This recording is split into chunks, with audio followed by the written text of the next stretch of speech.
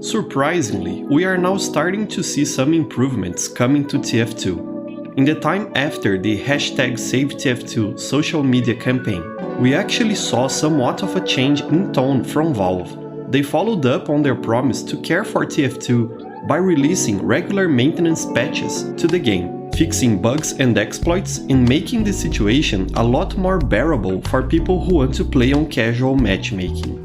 That really wasn't the outcome I was expecting, and I'm glad to see TF2 getting some of the attention it deserves. It's not much, but it has been making a difference, and I hope Valve keeps up with this and doesn't outright stop working on the game again. And I hope I'm not jinxing it by saying this. However, I think we, as a community, shouldn't rest too at ease yet. Sure, things are improving, but we don't really know for how long it will stay like this. At core, TF2 is at constant peril of falling through negligence, and that has always been the case, even when the game was more actively maintained. I say that because only one entity has control over what happens to this game, Valve Software. And when they can't be bothered, they will not move a finger to work on TF2, no matter how hard we shout and scream. For instance, I really doubt another hashtag campaign on social media would work once again if we ever feel the need to resort to something like that in the future. And that's worrisome, considering it was our last resort for reaching out to Valve. We should instead start focusing on the real problem this game has been facing for the last years. TF2 is a product owned by Valve. We can say all we want, and I've done this before because I believe it, that the community will care for TF2 and preserve the game for posterity. But we can't really do that while Valve holds exclusive rights over this game and has the power to shut us down if we ever defy their dominance over their intellectual property. And we have a precedent for that. Remember when Valve asked for the distribution of the mods TF2 Classic and Open Fortress to be seized? I know I do. The teams behind the development of those mods have decided to make them publicly available again, but they don't really have the permission from Valve to do so, and someone at Valve was so displeased by this act of defiance that they felt the need to update their policy on distributing source engine mods to clearly state that it is not okay to distribute mods built from leaked code, which is the case for both TF2 Classic and Open Fortress. Now, I don't believe TF2 Classic and Open Fortress will get forcefully shut down anytime soon, but certainly there's a risk that it could happen someday, and truly that's the case for any community project that makes use of code and assets copyrighted by Valve Software. Valve doesn't have a history of shutting down community projects, but if we know something about Valve is that they are inconsistent, contradictory and unpredictable. Their stance on the community working with their IPs could change radically somewhere down the line, and we'll be in trouble when that happens. That's why, in my opinion, if we actually want to preserve TF2 for future generations and make sure this game that means so much to us really lasts the test of time, we have to build a TF2 that is free from Valve's control. To do that, we can't really use the TF2 brand, because that is Valve's exclusive property. But we can recreate the game under a different brand, because copyright law generally doesn't apply to core game mechanics and systems. I'm no lawyer, but from what I've managed to research about this topic, we could legally use another game engine to create a carbon copy of TF2 from scratch in terms of game mechanics, maybe with some minor insignificant changes just to be on the safe side. Name it something else, give it a different visual identity, and make sure we are not associating it in any way with Valve Software, and we would be safe.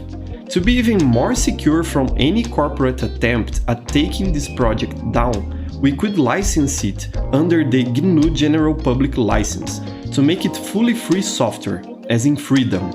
That way we could argue that what we're trying to do isn't commercial work, so we wouldn't be threatening Valve's business or competing with them in any way, and we would also be mostly protected from people who would want to exploit this effort for personal gain.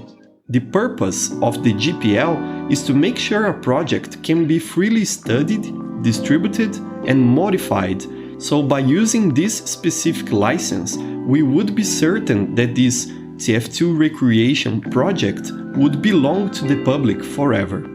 I believe the best way to go about this would be to develop this new game from scratch on an also free and open source game engine, like Godot. The problem with that approach is it would be a lot of work. It can be done though with enough voluntary contributors and with some project coordination. However, a more practical way of doing this would be to grab the source for another similar game that is already licensed under GPL, for example Quake 3, and modify it to turn it into our TF2 recreation project. I personally think Zonotic, the free and open source arena shooter, would be a good candidate for this. It plays well, already has a bunch of the mechanics we have in TF2 implemented, since it is an old school arena shooter as well, looks great and runs very well on a wide range of systems, and has an active community of developers. The game was just updated with a new build and content a couple of months ago that could be of some assistance to newcomers trying to mod it. Another advantage of this approach is the fact that the multiplayer and connection code, which usually is a pain to develop, has already been taken care of by the original Zonotic developers. So it is a lot easier to focus solely on gameplay than if you were to make the whole game from scratch.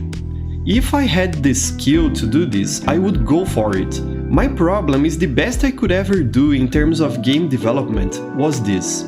The game is available on itch.io, by the way, if you are curious. So, since I'm clearly not up to this task, I'm making this video to throw this idea on the table, especially so the talented modders and developers among us consider this idea thoroughly. For instance, I am very worried about Amper Software, the good people working on the TF Source 2 project. They are trying to port or recreate TF2 in the Source 2 engine. That's a very cool and interesting idea, and I appreciate those people for trying to do that. But they are positioning themselves in a very delicate spot. They are using assets and an intellectual property that are exclusively owned by Valve Software, and they are also making this project as a mod for Sandbox, a Source 2 game developed by Face Punch Studios. Because of that, TF Source 2 depends on the goodwill of two different private companies. Everything can be fine right now and in the near future, but there's absolutely no guarantee that this won't change. Face Punch could someday cease their support to this project, and Valve could break out of their lenient silence and act against it. These talented people working out of love and care for Team Fortress 2 could have the work of their lives taken away from them by corporations who are entitled to their IPs and proprietary software. Developers who decide to work under this predicament are putting themselves at risk. Instead of doing that, why not dedicate our collective efforts into making something that will be free from corporate interest and truly belong to the community engaged with a common goal? Making a free, as in freedom, clone of TF2 is the only way this game will ever truly belong to its community, and I'd like to humbly suggest to the people capable enough to kickstart this effort that they think about doing so. At the very least, it would be an interesting experiment in game development. And what do you think of this idea? Do you think such a drastic effort is necessary? Do you think it is even possible? Let me know in the comments below. Don't forget to like this video, share it and subscribe so you don't miss my future content. Until next time, bye bye.